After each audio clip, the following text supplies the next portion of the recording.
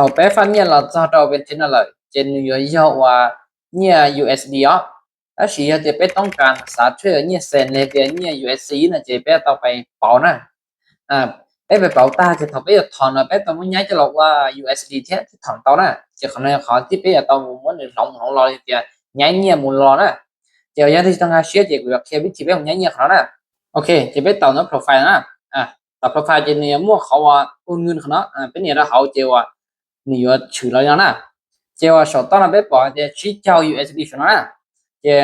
别弄可能呀，别到门去可能就别才就得了到USD 呢，别到ที่可能呀就问的เนาะ结果การที่别กันนะจำนวนเงินอุ่นขนาด呀จะ别少去交เหรียญนะยาจะ少去交เหรียญ进来呢จะเป็นเนี่ยเขาว่าตอนนั้น呀เนี่ยขนาดกันนึงตั้งทอย去交就是ส่วนตอนนั้นที่ไรนะจะเป็นเนี่ยเขาทับไปขนาดเนี่ยเขาทับไปเนาะจะต่อไหมอ่ะโอเคเนี่ยถือแล้วนะ呀giờ nó từ lái lọ ta chỉ biết tao một smart tu là hạt thỏm nhiệt đó để nó đi nhắn cắt ôn nó này nhưng mà tít không nó chỉ nhớ không nó phải chỉ để nó chỉ là xa là hạt tôi tại email nè chỉ biết một đôi tại email một trâu tu lên nè ok chỉ biết ngay rồi email này chỉ nó nè copy tu là hạt nó tu lên nó cho một trâu không tận nè ok bằng đó của nó nè trên nó này biết tao sáng tu là hạt thỏm nhiệt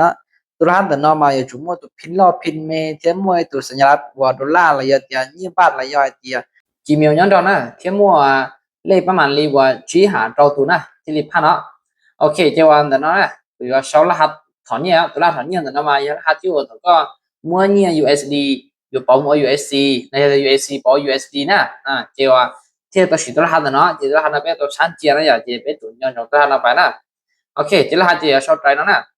mua từ pin lo chế pin mẹ nhau kia nèแต่nó này sau thì nó chờ nó giờ tôi là hạt thọn nhia thở bé và mỗi nhà nhia lòng lòng lo lên nè ok thì cứ pan nè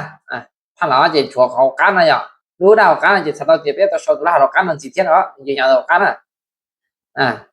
giờ tôi là hạt nó sống giống dạng cầu sao nhà chỉ nhà cá chỉ muốn thay chia là số chia nè tôi là hạt này tôi là bé và nhảy nhia mù lòn nè ok pan phải chỉ biết nhẹ cá đó là cá nè ok tán là hạtฟังเงินทุนเรานะอย่างเช่นเนี่ยกันออกไปนะโอเคดังนั้นจะเป็นแต่การชอตัวรหัสถอนเนี่ยประตาวเป็นอย่างของสมันตัวนะชอเรื่องเก่าซะโอเคดังนั้นตัวรหัสถอนเนี่ยเป็นอย่างของสมันประตาวนะย้อนจงเลยตัวรหัสนั้นเป็นสีเป็นขั้นตอนของเราเนี่ยอย่างถ้าคนนั้นมึงจะเป็นกูจะสีให้ได้สีเป็นสีตีนนะโอเคเนี่ยตัวลงไปนะ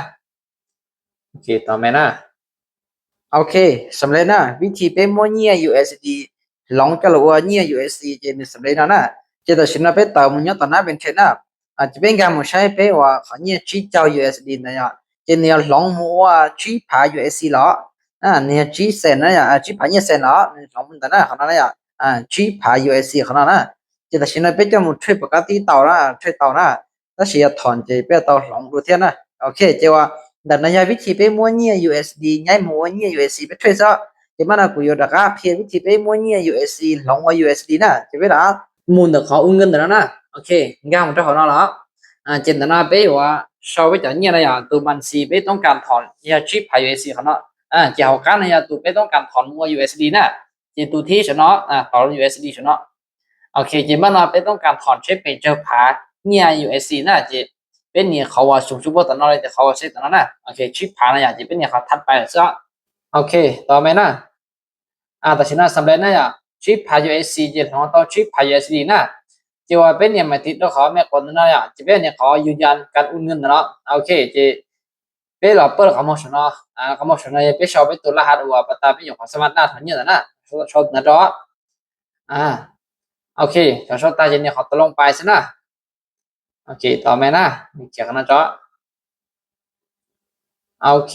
สำเร็จได้chip หา USD จะเนี่ยลองหมุนนะจะเป็นanh em một tàu na bên trên này anh em là na bên trên chỉ biết bỏ hạt tiền và bỏ chỉ cho USD khả năng là chỉ là nó sắm lấy đó chỉ biết sắm muốn được sao nó tổng bên này là sao mà nó khai chứ muốn lên bên nó như kịp là tàu na chỉ sắm lấy chỉ biết bỏ nhanh nhanh trade chỉ linh nó